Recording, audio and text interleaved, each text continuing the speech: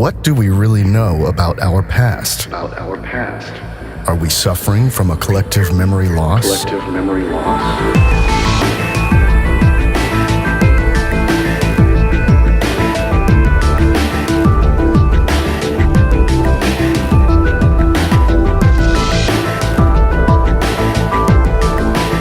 Was there a technically advanced, unified civilization on Earth less than 500 years ago?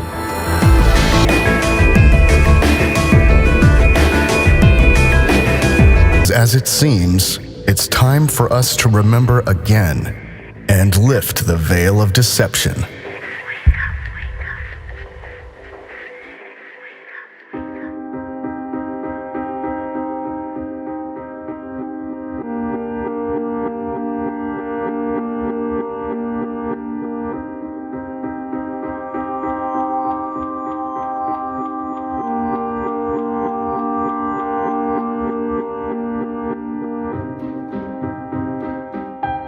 Collective memory. And now the mythless man, eternally hungry, stands among all pasts, digging and burrowing for roots, be it that he had to dig for them even in the remotest antiquities. To what does the tremendous historical need of the unsatisfied modern culture, the gathering around of countless other cultures, the consuming desire for recognition point, if not to the loss of the myth, to the loss of the mythical home, the mythical womb? Without myth, however, every culture loses its healthy creative power. Friedrich Nietzsche, The Birth of Tragedy from the Spirit of Music. The most pressing problem of man today is the loss of meaning. Meaning is rooted in the past. When knowledge of the past fades, so does the meaning of life.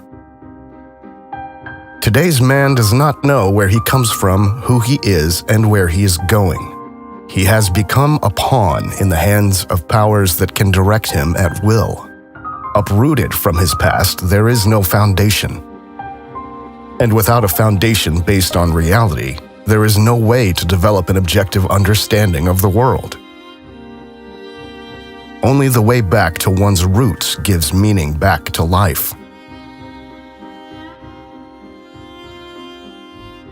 Epigenetics, the study of heritable changes in gene expression that are not directly encoded in our DNA, suggests that our life experiences, such as hardships, traumatic experiences, etc., are passed on to subsequent generations.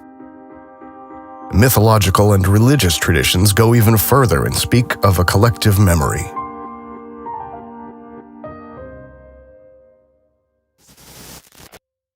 Already in the Vedas, the holy scriptures of Hinduism, a kind of universal memory is mentioned.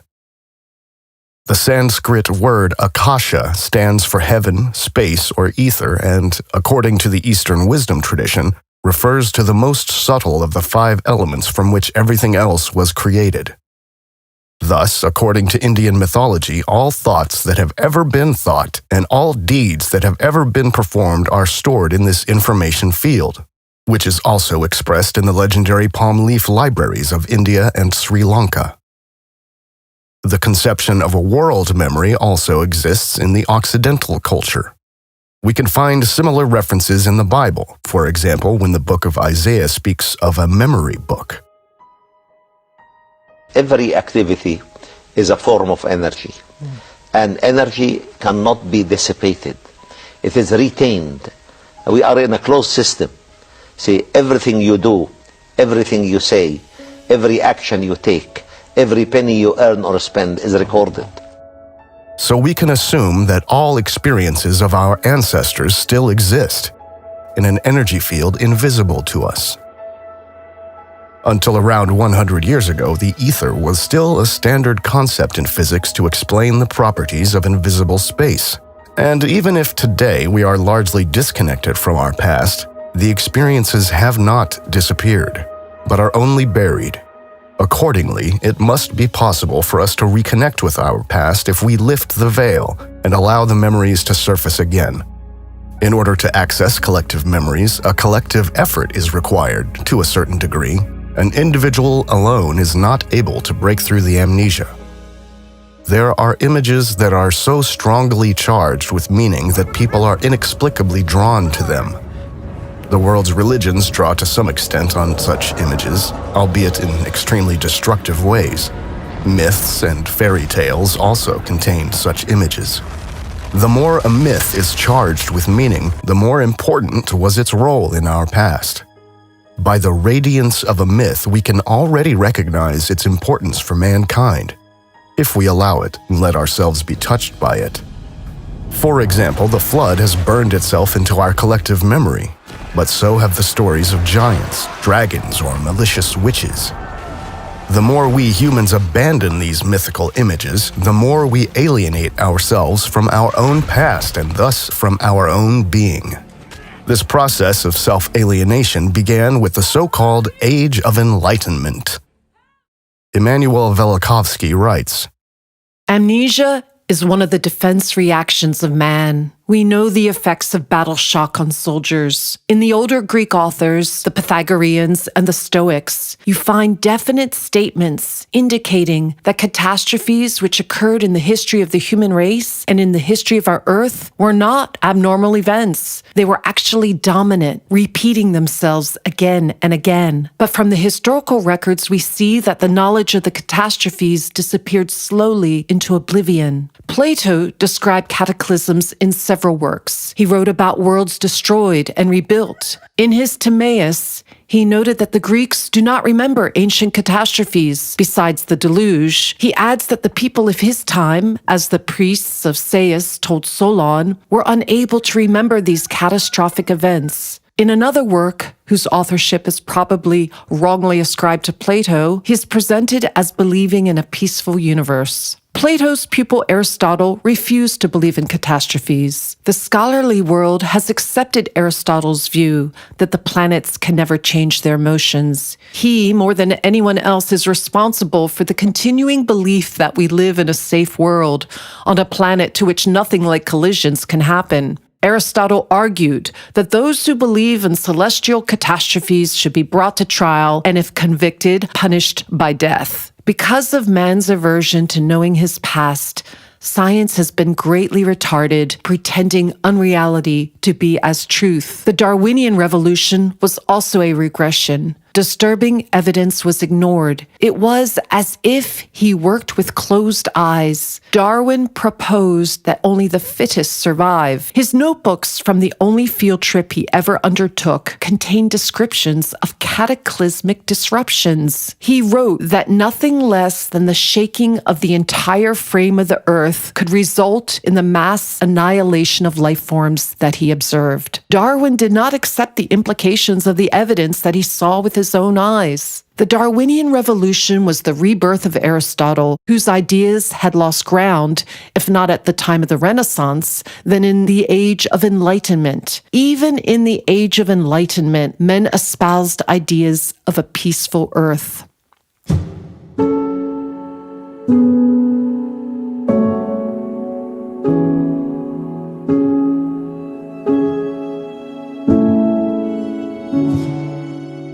In recent centuries, great efforts have been made to make us humans forget where we come from and who we are.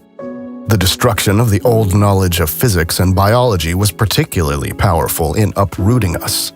Einstein and Darwin represent the inversion of the old knowledge into a nihilistic worldview, with man as a meaningless, random something, adrift in an endless and cold universe.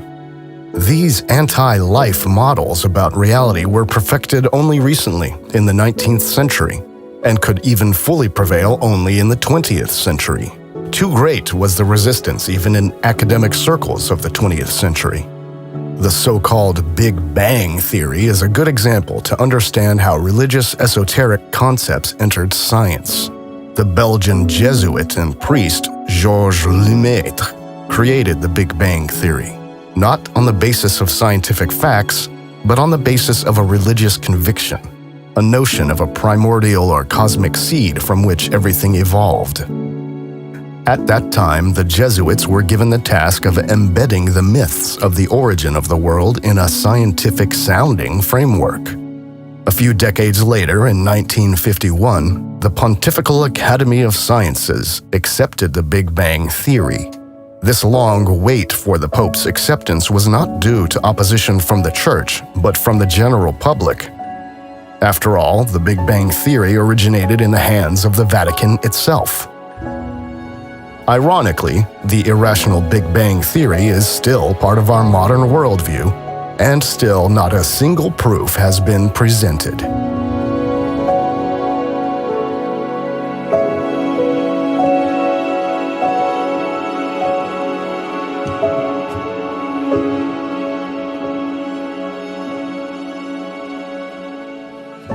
The nihilistic and mechanistic worldview represented by Rousseau and other so-called masterminds of the Enlightenment could only flourish on the breeding ground of industrialization. After all, industrialization turned man into a mechanical being who was reduced to material aspects.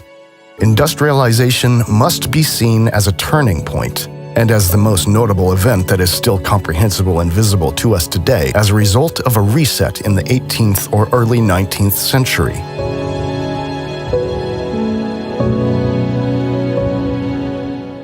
This reset followed an event that also brought about the so-called mud flood. All over the world, the buildings of the Old World were partially submerged in the earth, and the former first floors were thus usually converted into cellars. Little is known about the cause of the mud flood, possibly a world war we don't remember or an electromagnetic plasma event.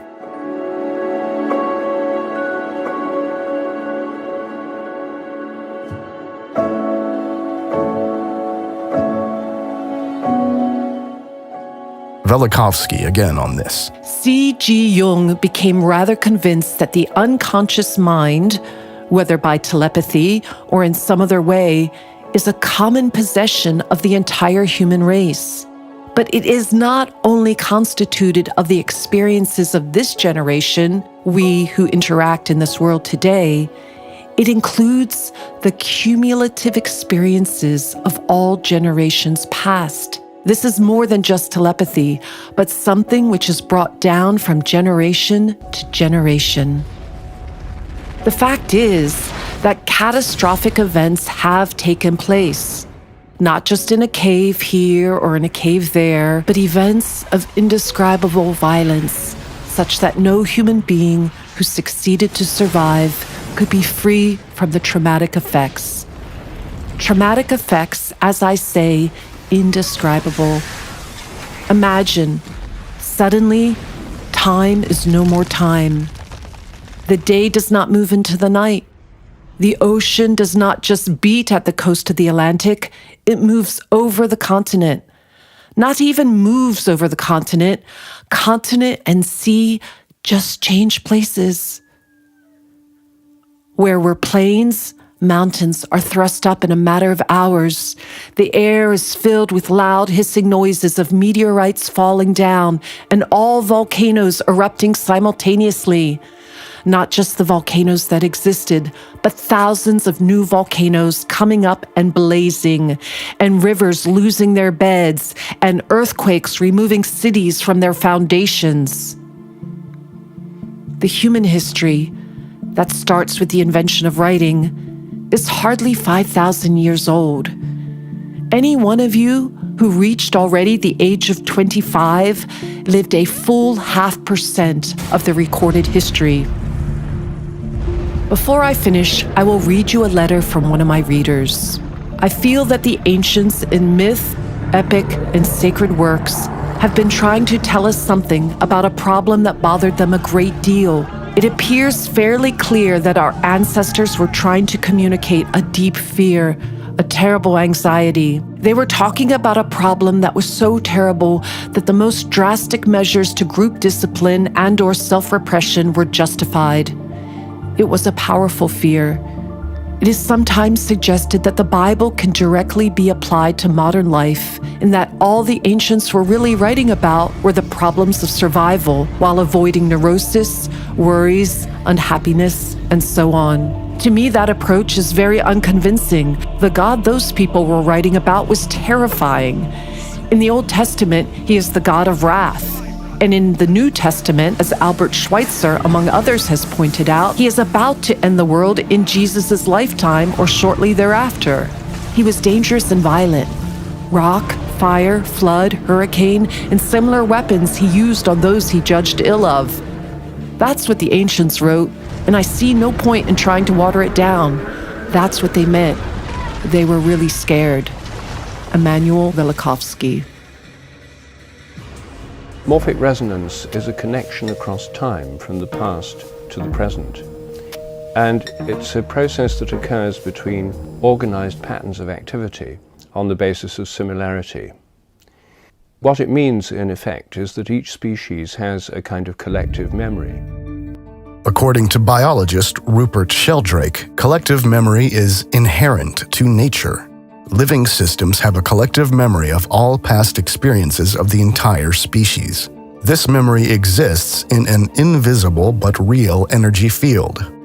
Our collective memories are still there, but since the dawn of modernity, they mainly break through in supposedly fictional stories, e.g. in Tolkien's Lord of the Rings universe. Tolkien wrote down his story, rooted in Germanic mythology, during the First World War, at exactly the time that can be recognized as the final destruction of the old magical world.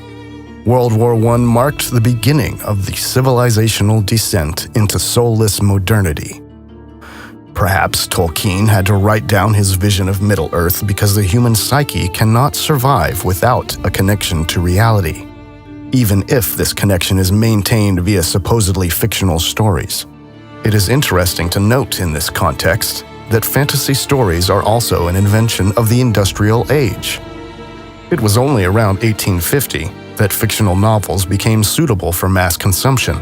Could it be that people were not interested in immersing themselves in dissociative worlds as long as life itself was full of meaning and conveyed a higher purpose?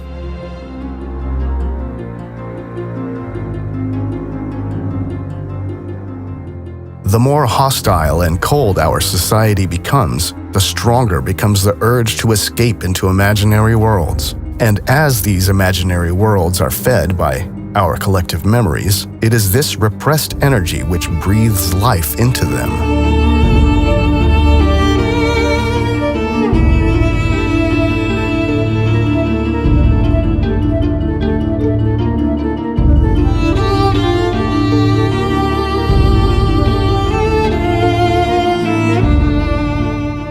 With the destruction of religions by so-called science founded by secret societies, people were deprived of one of the last connections to the past. But the truth wants to come to light again, and it will eventually resurface. Enormous efforts are being made to keep humanity asleep because our potential and true power is almost limitless.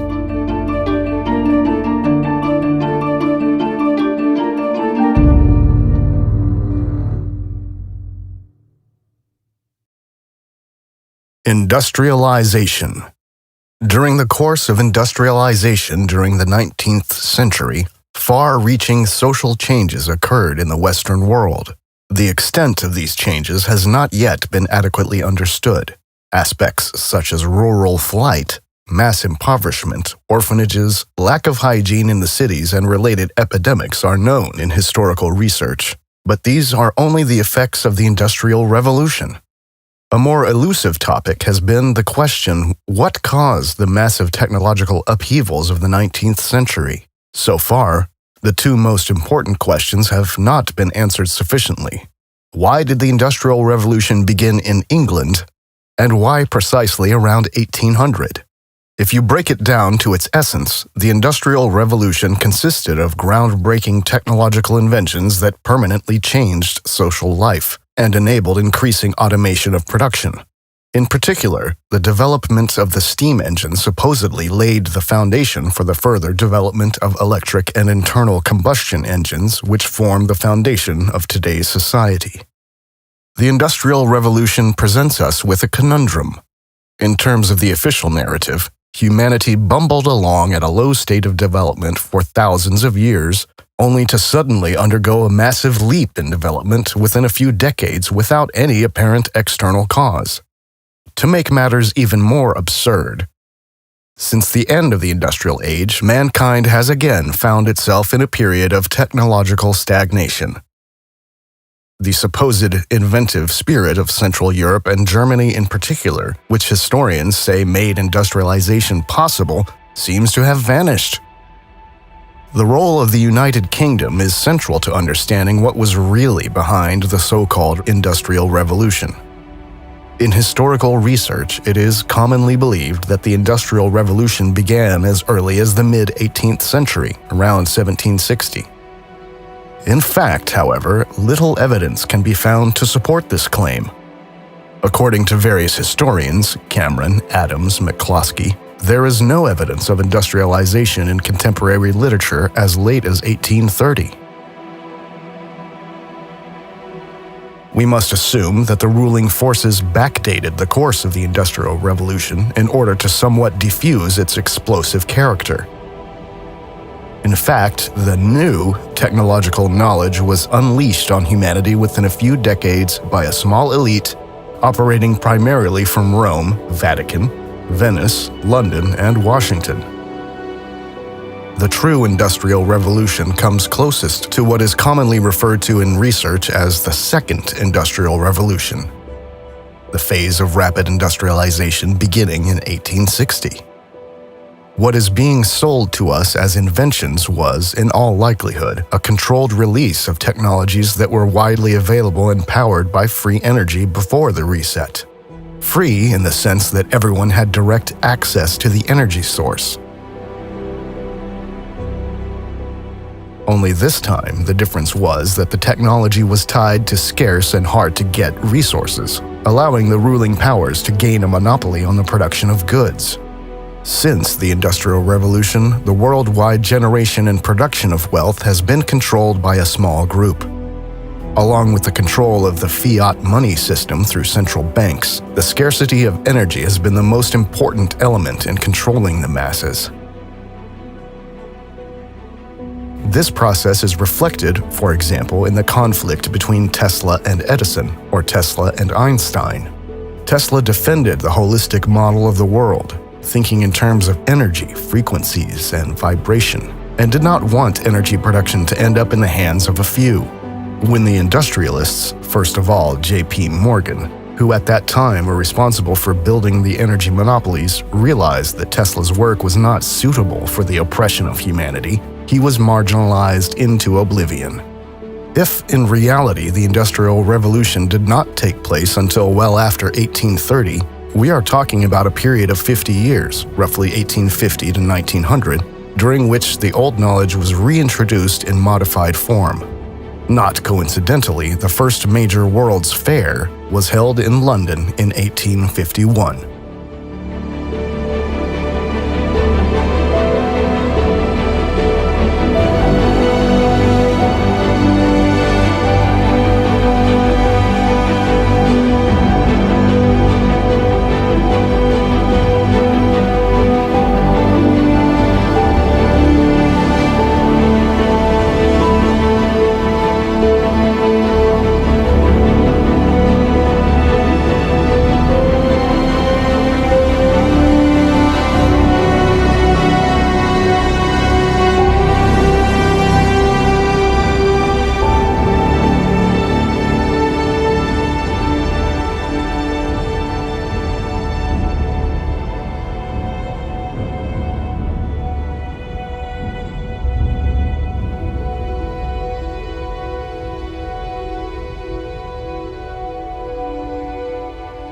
Imperialism.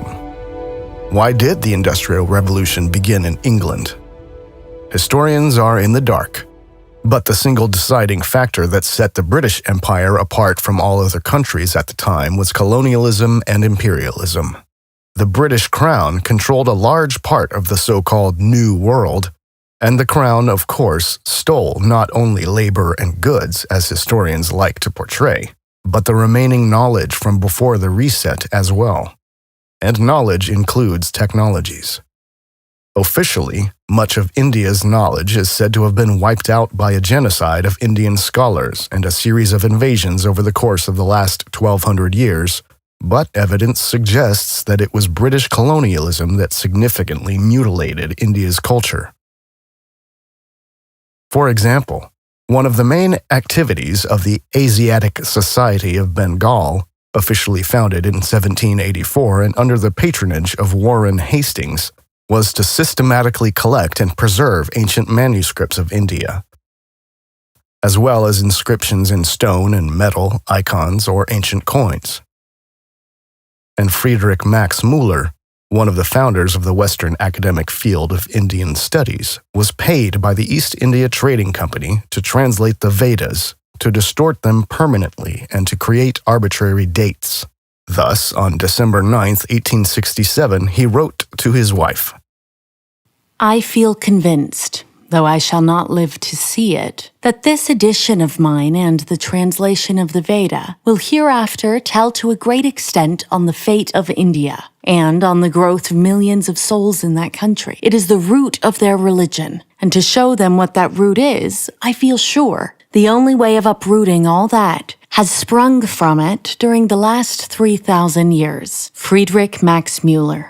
in a book titled The Truth About Us, The Politics of Information and Society from Manu to Modi, Sanjoy Chakravorty shows that even the current understanding of the caste system was developed only during British colonial rule, at a time when the colonial powers' power over information was absolute. Anthropologist Susan Bailey noted that, well into the colonial period, much of the subcontinent was populated by people for whom the formal distinctions of caste were of limited importance, even in parts of the so-called Hindu heartland. The institutions and beliefs that are often described today as elements of the traditional caste system did not emerge until the early 18th century. Susan Bailey. even the pre-colonial written records in royal court documents and travelogues studied by professional historians and philologists such as Nicholas Dirks, G.S. Guri, Richard Eaton, David Schulman, and Cynthia Talbot make little or no mention of the caste system. But back to the United Kingdom, for India has been called the jewel in the crown for good reason. Michelle Gibson writes, European colonialism intentionally created divides over almost the entire landmass of the earth, creating new countries from lands that were taken, as well as divisions and discords between people that originally existed in harmony worldwide. It also diagrams the means by which power and control were consolidated worldwide, mostly starting out as trading companies that ended up being very powerful in their respective regions. And after gaining complete control, transferring power and control of the regions to their respective European empires. India was called the jewel in the crown of the British Empire, and its largest and most important overseas possession. Much of the British Empire was built around India, in order to provide routes to or protection for India. India was prosperous and rich in spices, silk, indigo, gold, cotton, and other products and resources. Trade with, and eventual political dominance of large parts of India was what provided Britain with large parts of its wealth in the 1700s through 1900s. we can imagine that before the reset, the European countries had embassies in India and there was a lively cultural exchange of values and goods, which collapsed only in the wake of the cataclysmic events. A new European elite took advantage of the power vacuum created by the collapse of the advanced civilizations and transformed the formerly existing trade structures into all-consuming power apparatuses.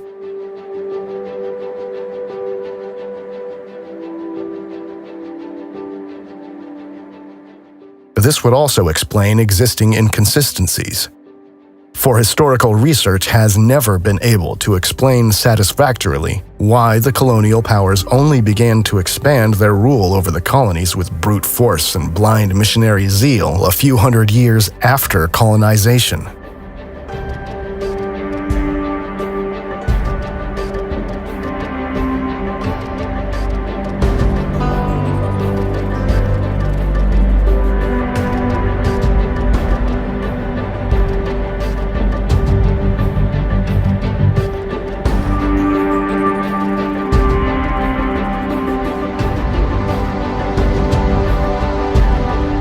This so-called high imperialism began in 1850, with the suppression of the Indian Rebellion of 1857 considered a key event.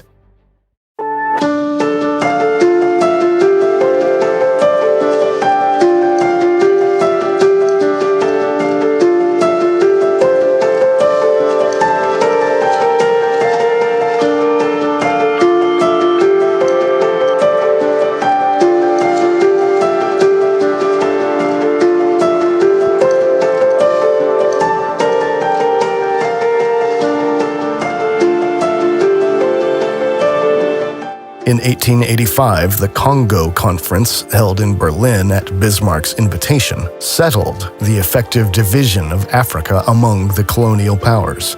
At the Congo Conference, the concept of state formation was applied to Africa and imposed on the continent. But thinking in terms of state boundaries and national identities was still fairly new in Europe as well. In 1884, the Washington Agreement enforced the worldwide time system according to Greenwich Mean Time, which had been introduced in the British Empire in 1847.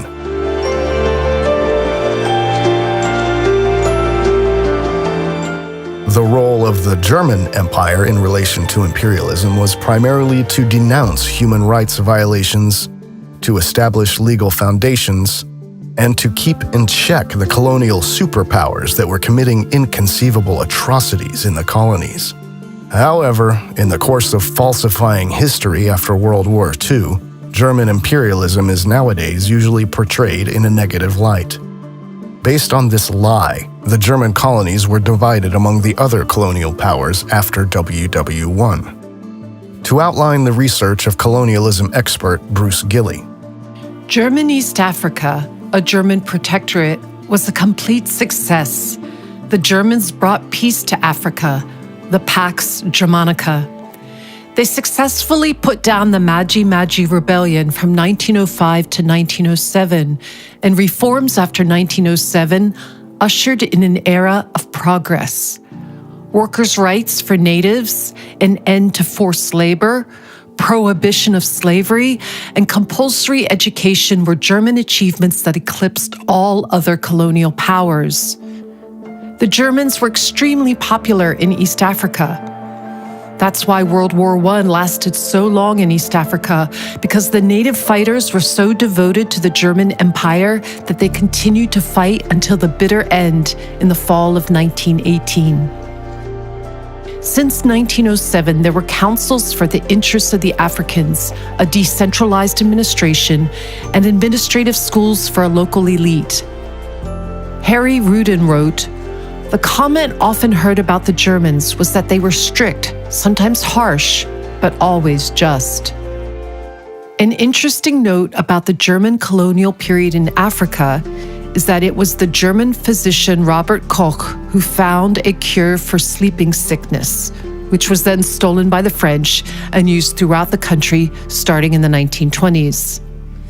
Heinrich Schnee, the last German governor of East Africa, coined the term colonial guilt lie in the face of British lies. Bruce Gilley.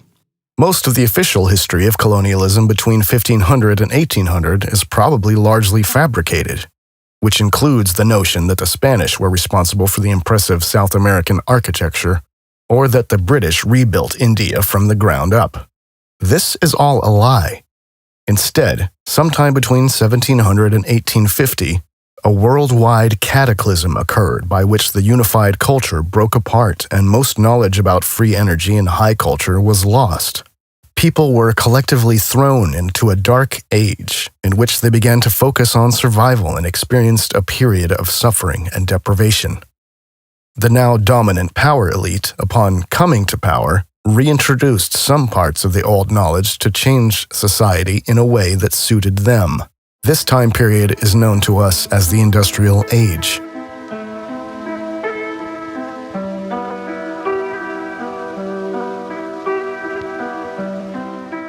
This power elite has its roots in the Roman Empire. The countries of the Western Roman Empire gradually became huge economic and warlike nations. Italy, Venice, Portugal, Spain, France, Britain, the Netherlands. The first financial center was established in Venice, which was later moved to Switzerland. All those who did not want to submit to the church were killed or fled towards Germania. The approach of the church corresponds to the tactics of the Roman conquests. The church then divided the territory and set up its own administrators in these areas. The subsequent emergence of the high nobility, all of them loyal to the church, can be attributed to this. The Roman army was at one point dissolved and divided into knightly orders. Germany, as a stronghold of Protestantism, was able to resist these ecclesiastical forces a little longer, but was also taken over at some point, as was the Muscovite Tartary, the former empire of the Scythians, which was taken over by Russia. Since then, the European powers have all been controlled from behind the scenes by the cabal, and they managed to make it look like Britain, Germany, France, Portugal, Spain, and Russia were competing with each other. But they were actually working together. The Hohenzollern and Orange-Nassau noble families simultaneously controlled Britain, the Netherlands, the German Empire, as well as the Russian Tsarist Empire. The Habsburgs, funded by the Fuggers, controlled Central Europe, the Vatican, and parts of Western Europe. So the Russian Tsarist Empire was already in the hands of the cabal, moving from Prussia to Russia, and Russian history was written in the 18th century by Western European academics, who also occupied the most important positions in the newly founded Russian Academy of Sciences. The Russian Empire was then deployed to destroy the Great Tartar Empire. The heart of the darkness lay in Western Europe. It was a race against time, for most of the world was just recovering from the reset, and all the Europeans had to do was get a few of their people on ships, get them quickly to the ruined kingdoms, kill or expel or manipulate the rulers, and proclaim a new political system.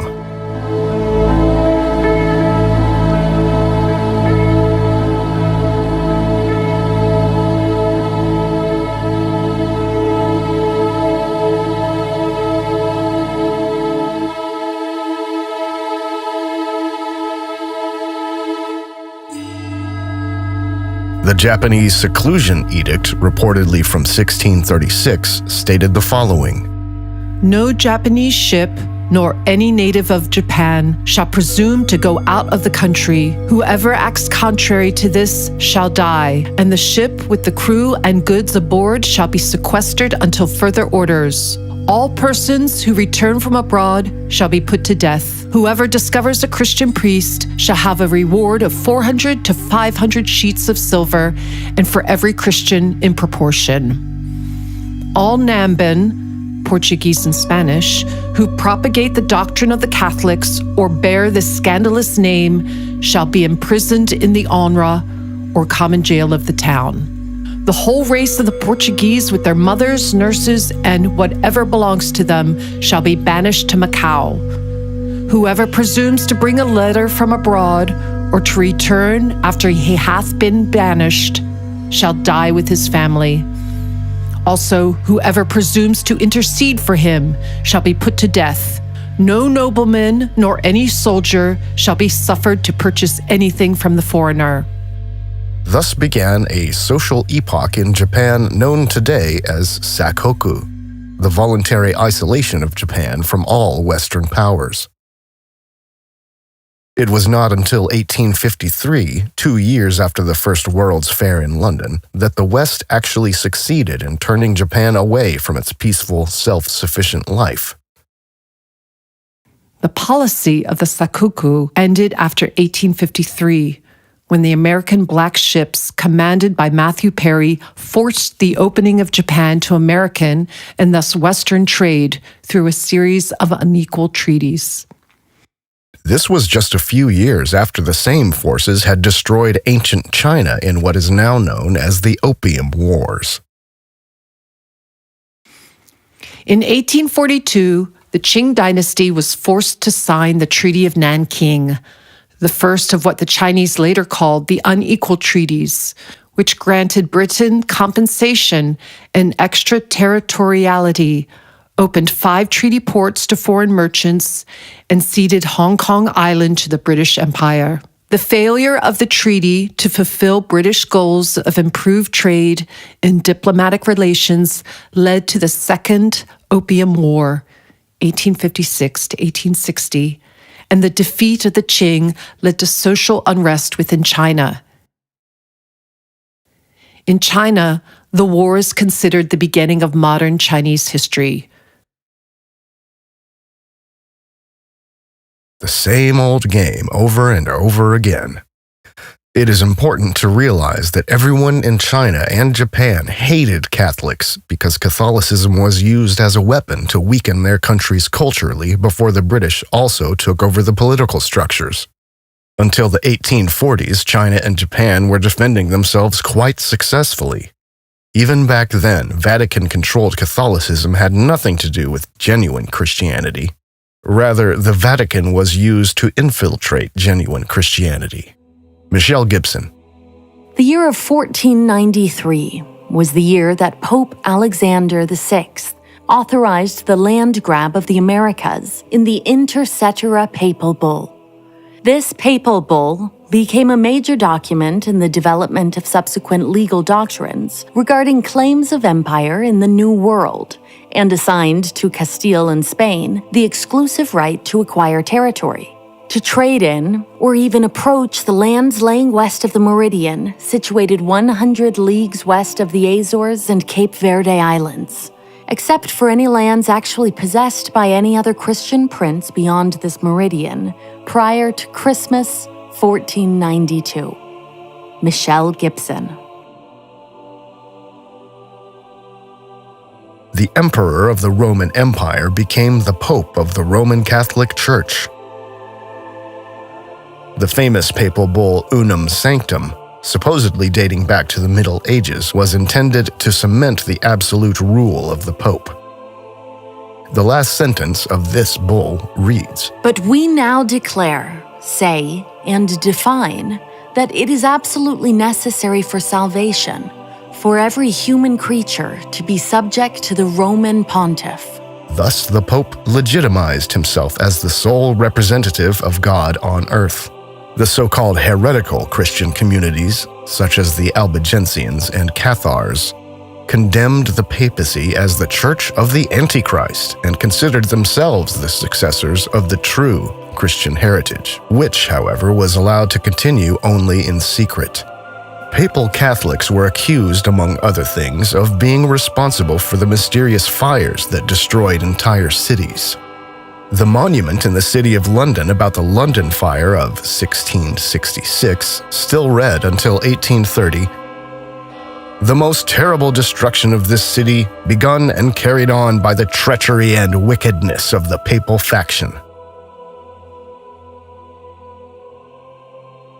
Western historians confused Jesuit Catholicism with Christianity and accused Japan and China of blindly hating all Christians, while omitting all facts proving the obvious interference of the Jesuits and the Catholic Church in foreign affairs. Thus, regarding the reshaping of the Chinese chronology, we read the following from Uwe Topper in The Great Forgery Event. Perhaps the most lasting effect of Jesuit work, however, lay in the reshaping of Chinese chronology and its alignment with Western data. The creation of a chronological system was quite new for the Chinese. It was done according to the Latin model, and on the whole, in the spirit of the Catholic Church. The whole process took a century and a half and was finally terminated by the Chinese from 1735 by force.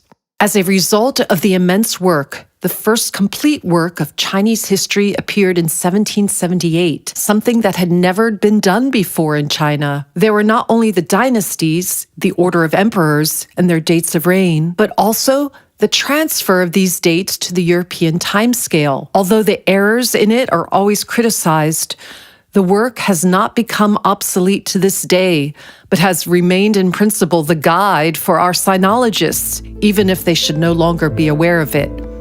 Uwe Topper. With this rewriting of the chronology, the Jesuits laid the groundwork for the British takeover of China in 1842. Not only Christianity, but also Islam and Judaism were sooner or later used to control the masses.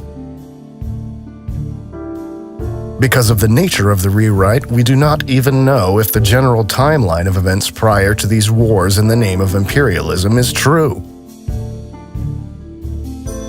The timeline for many events around the world was artificially extended to give more credence to the idea of a centuries-long process of colonization, and to distract from the fact that until the reset, there was a unified civilization of multiple independent cultures that traded peacefully with each other.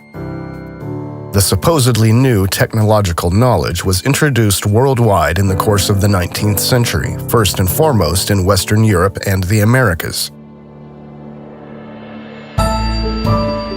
But in principle, they no longer play a role, since there have been no real technological breakthroughs since the two world wars, with the exception of information technology, which is being deliberately developed to bring the dystopian vision of transhumanism to the world.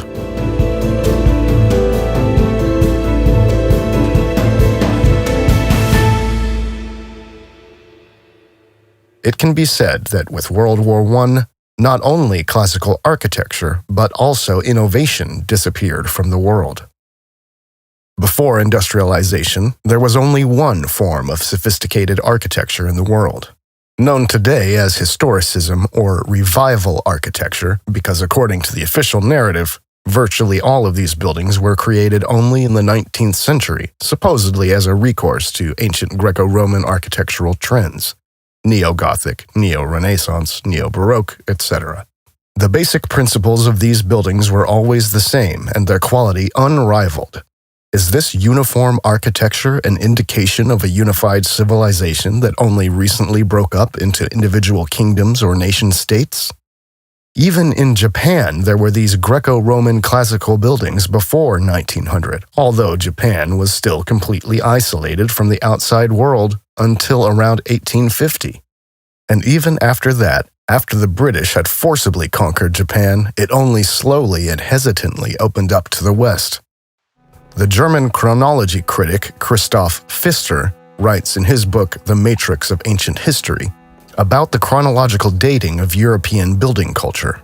It turned out that today's Occidental building culture, the emergence of today's medieval cities, date back about 300 years before today. Before that, according to today's linguistic usage at the beginning of the 18th century, there was still a culture in Europe that can be called Roman, or rather, late Roman. In a political sense, too, there seems to have been a late Roman Empire. In this, however, the political center of power shifted from Gaul to Germania. The collapse of the late Roman Empire was a fact. However, it cannot be said what the causes were. Natural disasters, epidemics, political, economic, and cultural factors are mentioned as triggers. The breakup of the old Roman power created the basis for a new, modern culture. This was, in a sense, rebuilt on the basis of a tabula rasa. There was a turning point of culture with apparently only few connecting points to the former civilization. The cultural dynamic of Europe was expansive towards the outside. Towards the West, the discovery and colonization of the two Americas and then of Africa and Asia took place. The successful colonization of the New World and East Asia saved Europe and gave it a privileged position as a world colonial power from about the middle of the 18th century. The New Europe, which emerged in the first decades of the 18th century, first invented the written language that has been preserved today, and thus the written culture. Art and architecture, too, were largely created only after the great political and cultural break. Christoph Pfister. In other words, the colonization of the world did not take place until 1700 at the earliest, but was backdated by the falsifiers of history on behalf of the imperial powers. Imperialism developed as a reaction to an event, possibly a war or a natural disaster, which wiped out the old, so-called ancient world and left a power vacuum. Western Europe managed to emerge from this vacuum as a winner. Imperialism was kind of a worldwide raid by the Western European powers to grab the countries of the world that had been devastated by the catastrophe. The conflicts between the individual colonial powers, Spain, Portugal, England, Germany, etc., that have been handed down historically are part of the game of hide-and-seek played by the European power elite organized in secret societies and shadow organizations. But these conflicts took place only on a superficial political level because, as is the case today, public decision-makers were rarely privy to the real plans.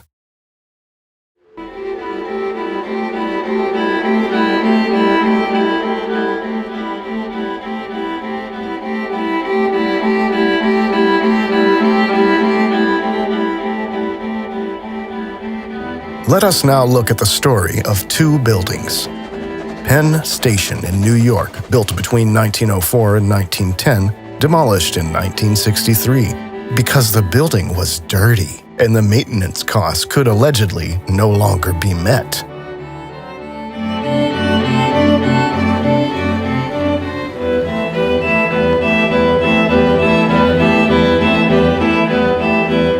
Built in the Greco-Roman style.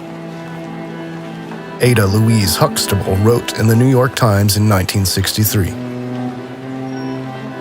The tragedy is that our present age not only could not produce such a building, but could not even maintain it. Ada Huxtable.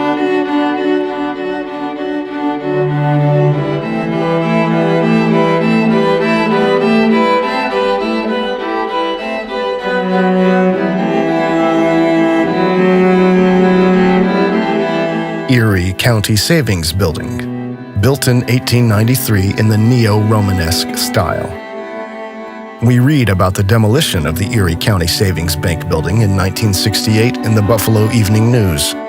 Every evening for more than 3 months, a battle was fought in Shelton Square between her and two cavernous cranes. The latter attacked with two primitive means of offense, a pair of jaws and a rock, or in modern wreckers' parlance, a clam bucket and a busting ball. The former weighed in at 3 tons, the latter at 3.5. The fight was one of the toughest in veteran wreckers' memory. For a wrecker to admit resistance is like a weightlifter confessing his muscles are getting flabby. It began at 4:30 in the afternoon and continued through 7:30 the next morning, 5 days a week.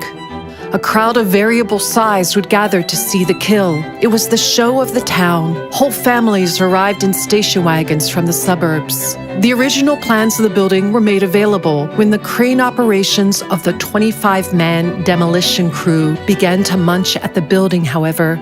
It was evident that plans and reality did not agree. The roof with its turrets and gargoyles and finials was the toughest. A finial, lifted intact like a birthday candle to the ground, measured 3.5 feet high and weighed an estimated 600 pounds. Not to mention the cones on the towers, which looked like cake frosting aloft, but on the ground measured 20 feet high and 15 feet across. Cast iron and steel. As the wrecking progressed, scores of 200-pound red granite carved images, 5 feet thick, set in the walls around the crest of the building, came tumbling down, their carnival faces of joy and sorrow biting the dust.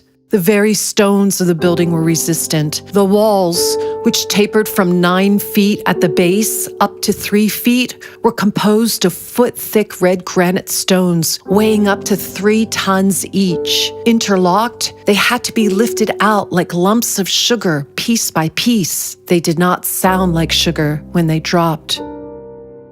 If we look at the bigger picture, the 2 world wars appear in a new light. The colonization of the world took place later than we are told, only in the 1700s. By the early 1900s, most of the world was under the control of the European elite-controlled colonial powers, primarily England, France, the Netherlands, Spain, Belgium, Portugal, Russia, Italy. these nations were all already infiltrated by secret societies. Then, with the two world wars, European culture itself was largely destroyed, and as a result, people were deprived of the ability to remember. The wars created a collective trauma that made it difficult to connect with the pre-war period. If we look at the earliest photographs from the former colonies, particularly India, we see a world in ruins and people who are not suited to the structures in which they live. These photos resemble 18th and 19th century landscapes of Europe. If we ignore the official timeline for a moment, we can entertain the thought that our world was laid in ruins not too long ago, and that this event allowed parasitic forces to establish a new world order. This new world order is still in the making and has as its goal the complete uprooting of man from his being and his history. The 19th century saw the conquest of the last part of the Tartar Empire by the Russian Empire. The independent or free Tartary, as it was called on the old maps, was located until about 1870 directly east of the Caspian Sea in the territory of today's Uzbekistan, with cities like Samarkand and Bukhara. However, Tartary is not mentioned in the official history of Uzbekistan. Anatoly Fomenko writes on the subject of independent Tartary. Unlike Moscow Tartary, the fate of independent Tartary is known. It was conquered by the Romanovs in the middle of the 19th century. Samarkand, the capital of the independent Tartary, was seized by the Romanovs' army in 1868. A few decades later, the Soviets, on behalf of the Cabal, destroyed large parts of the Central Asian remnants of the Old World in the name of communism. The First Anglo-Afghan War, the settlement of New Zealand and Australia, and the gold rush in the American West also fall within this period.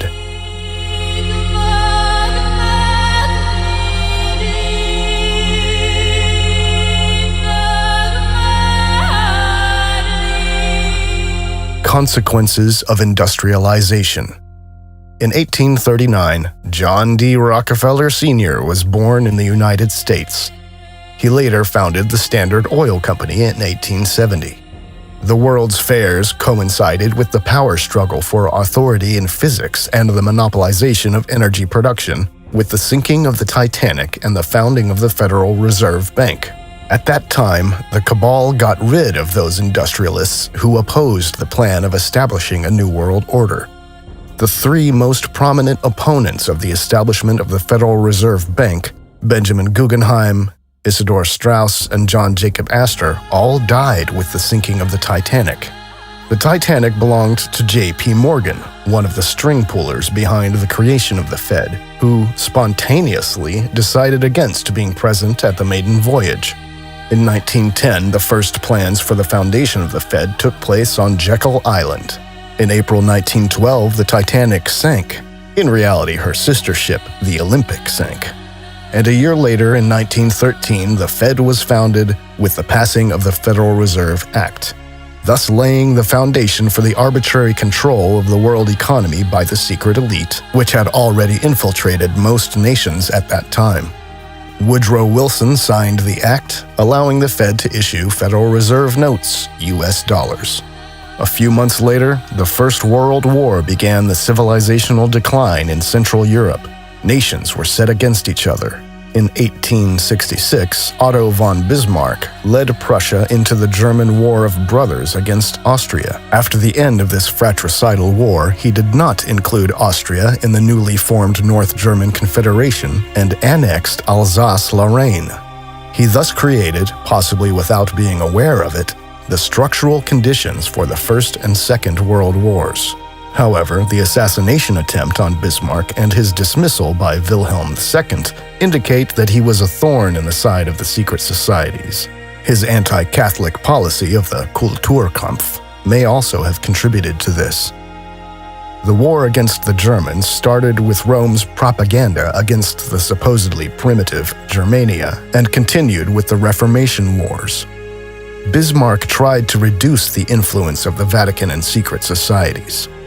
The final nail in the coffin of Germany were the two world wars, followed by controlled migration and population replacement. In the course of the 30 Years' War, Germany's spiritual backbone was broken. As Heinrich Heine said, "Bondage is in the German himself, in his soul. Worse than material slavery is spiritualized slavery. Germans must be liberated from within. Nothing helps from without."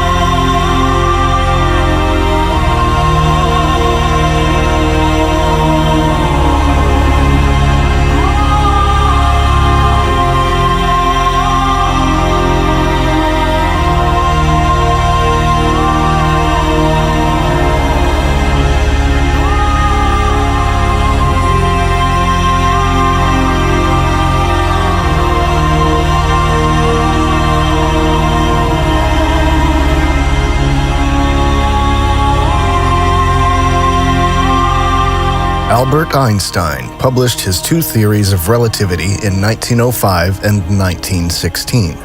With the general theory of relativity, the ether was finally abolished in physics. General relativity was needed primarily to explain the properties of space without recourse to an objectively existing ether field. Even Einstein was so uncomfortable with this action in retrospect, presumably he realized at some point what his financiers had intended, that he later still tried to clarify that his theories would not work at all without the ether. But by then the damage was done, and he had fulfilled his role of eliminating the old knowledge of the holistic physics of the ether from science.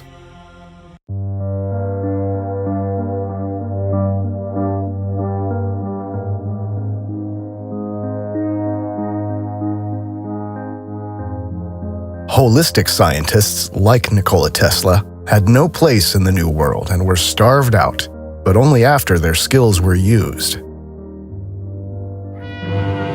Parents, beware. Your children homeward bound from school are being introduced to a new danger in the form of a drugged cigarette, marijuana. It is convinced that he is hopelessly and incurably insane, a condition caused by the drug marijuana to which he was addicted. The monopolization of production also included the demonization of hemp. Andrew Mellon, Randolph Hearst, and the DuPont family were instrumental in pushing through the Marijuana Tax Act of 1937, which raised taxes on hemp in the U.S. to bleed the hemp industry dry and support the oil industry. Banker Andrew Mellon appointed Harry Anslinger as chairman of the newly formed Federal Bureau of Narcotics. Basically, the goal was to create the conditions to make humanity dependent on the system in the long run, and to eradicate any possibility of self-determination and freedom. The 19th century was also the time of the establishment of mass indoctrination institutions, called schools, where state-imposed propaganda was taught to educate young people to become willing recipients of orders. The expansion of compulsory education and the Gleichschaltung of teachers then picked up speed again in the 20th century with the rise of fascism and communism. If the Vatican had not already achieved sufficient success through the consistent persecution of witches and the Inquisition, as well as the burning of books and the destruction of culture, then its mission was crowned with success with the widespread introduction of religious propaganda, which no child could escape. Thus, Karl-Heinz Deschner wrote in his book, God and the Fascists, the Vatican Alliance with Mussolini, Franco, Hitler, and Pavlovich, that under Mussolini, the books of the Italian elementary schools consisted of 1/3 catechism pieces and prayers, and 2/3 of glorifications of fascism and war. the whole thing was crowned only by renewed bans on anti-clerical criticism and media coverage. Thus, one of the basic principles of the Old World, each community, family, lives autonomously and is responsible for its own children, was invalidated. The consequent tearing apart of these communities and the early centralized indoctrination were of central importance. Then, with the Flexner Report of 1910, the robber barons Rockefeller and Carnegie destroyed holistic medicine in the U.S. and laid the groundwork for building the anti-life medical cartel under which we live today. Electrotherapy, phytotherapy, and osteopathy, for example, were banned from the official canon, and the curriculum was standardized so that pharma-controlled conventional medicine could establish itself as the only recognized form of medicine. Most independent schools were forced to close as a result of the Flexner Report. The Flexner Report was inspired by the destruction of alternative healing methods in Germany, where the policies of the Flexner Report had already been implemented in 1880. Throughout his life, Flexner was an ardent advocate of the German pedagogical style of medical education. He firmly believed that medicine was a scientific discipline that could best be realized in America using the German model as a prototype. It was a system in which medical scientists were trained in university hospitals. Science as the animating force in the physician's life was the overarching theme, the zeitgeist, in Flexner's conception of the ideal physician. Thomas P. Duffy, The Flexner Report, 100 years later. Every area of modern science is now dominated by an ideological doctrinaire establishment in which positions are awarded to each other, and it is ensured that real insights are suppressed.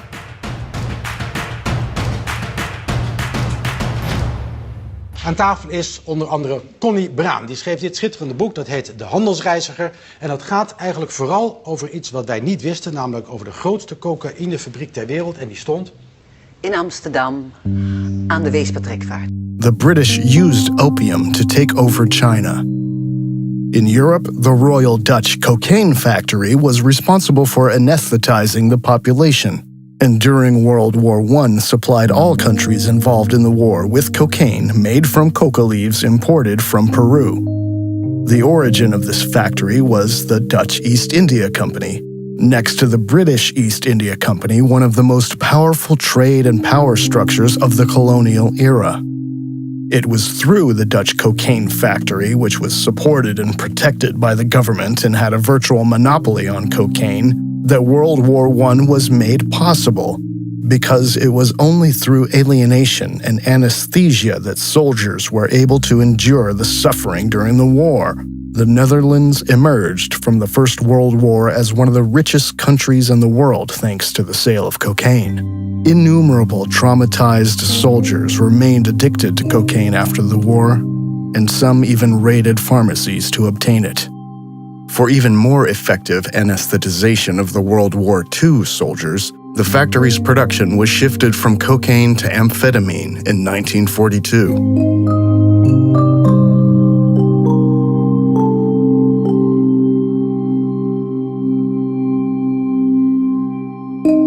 Michelle Gibson assumes that all the railroad tracks were just dug up and that all of the infrastructure, locomotives, cars, stations, was already in place as well. She speculates that it was an electrified rail system, and after the free worldwide energy grid was shut down, the free energy sources for mass transportation were replaced by oil and coal. The newly created dependence on fossil fuels was one of the foundations of the fabulous wealth of the industrialist robber baron families.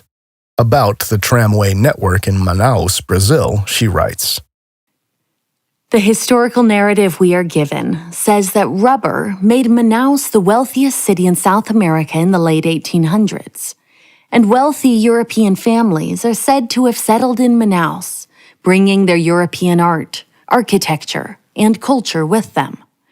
It was a city at that time with electric trams and streetlights. Electric trams and streetlights? In the middle of the Amazon rainforest? No road connection to Manaus existed until 1973, with the completion of the BR-319, connecting Manaus to Porto-Velho, Brazil. It is 540 miles long, or 870 kilometers, going through the rainforest, and is impassable when it rains. It is known as Brazil's worst highway. There is no such tram system operating in Manaus today. The history we've been taught does not provide an adequate explanation for what was really going on here. This is a photo of undeveloped Amazon rainforest near Manaus. How are they supposed to have built all of this in the mid to late 1800s under these conditions? Michelle Gibson.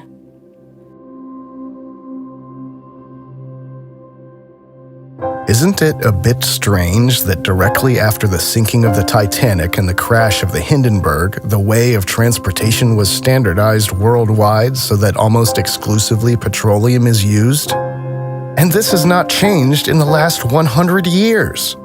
Why was the public never shown a single photo showing the beginning of the Hindenburg's fire, although 22 professional photographers were present at the event?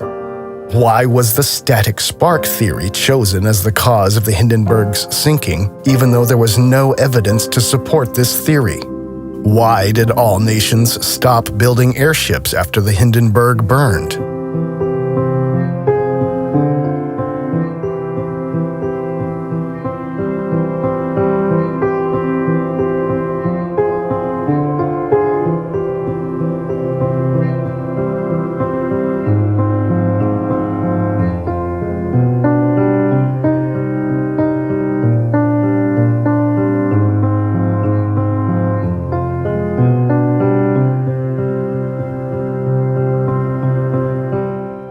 Between 1907 and 1909, 16 imposing American warships with other escort ships, the so-called Great White Fleet, circumnavigated the world and paid a visit to many countries, as the story goes. Officially, the purpose was to demonstrate America's power to the world and to promote cooperation. But perhaps it was simply an inspection of the newly staked possessions around the world and an inventory of which kingdoms had not yet surrendered to the new order. The foundation of the world we live in today was laid at that time during the world's exhibitions. The technological knowledge of the old world was selected. One part of the knowledge was kept secret, the other part was presented to the public. One of the most important criteria in this decision-making process may have been whether a technology could be controlled by a central authority. Any form of free, no-cost energy, for example, was very dangerous to the forces that controlled the robber barons of the industrial age secretly from the shadows. It is important to understand that these industrialists had not earned their wealth themselves. They were born into elite families and chosen to play a role. These families and structures still exist today. Be it Elon Musk, Bill Gates, or Steve Jobs, none of them rose to power and money through their own efforts.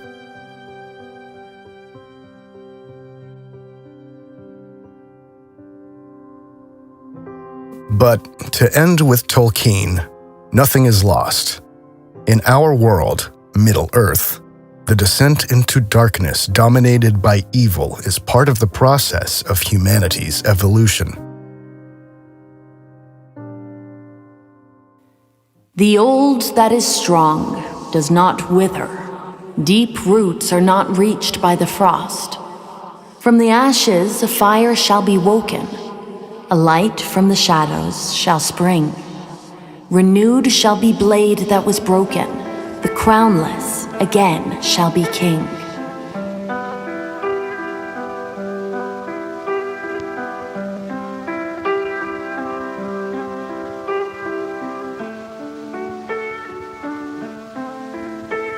I came into this world in the rough and ready year of 1923.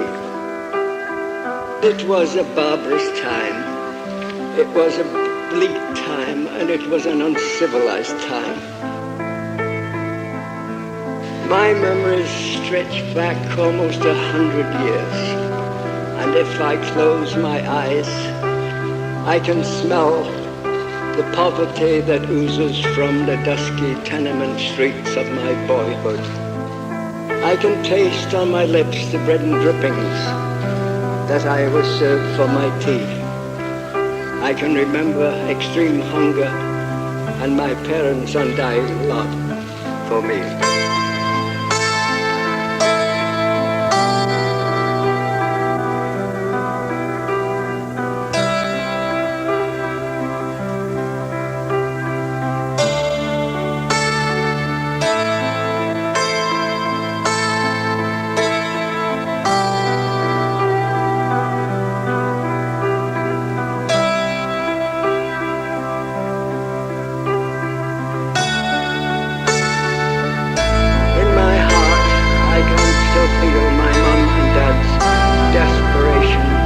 They tried to keep our family safe and healthy in the slum we called home.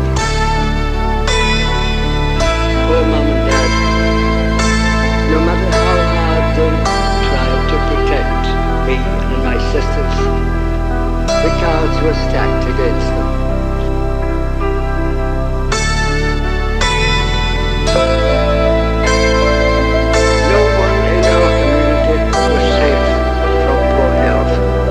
Sickness and disease. In our home, TB came from my eldest sister, Marian. She wasted away before our eyes until my mother could no longer handle her care, and she was dispatched to the workhouse in Fernway, where she died at the age of 10, 87 years ago.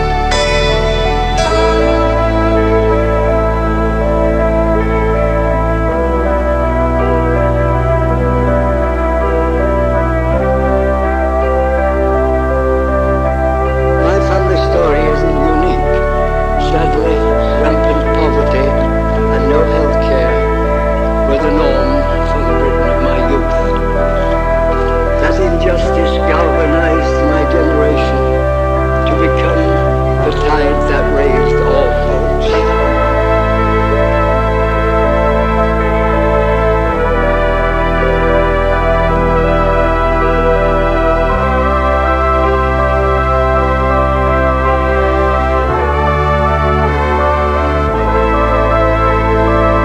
I am not a politician, a member of the elite, or a financial guru, but my life is your history, and we should keep it that way.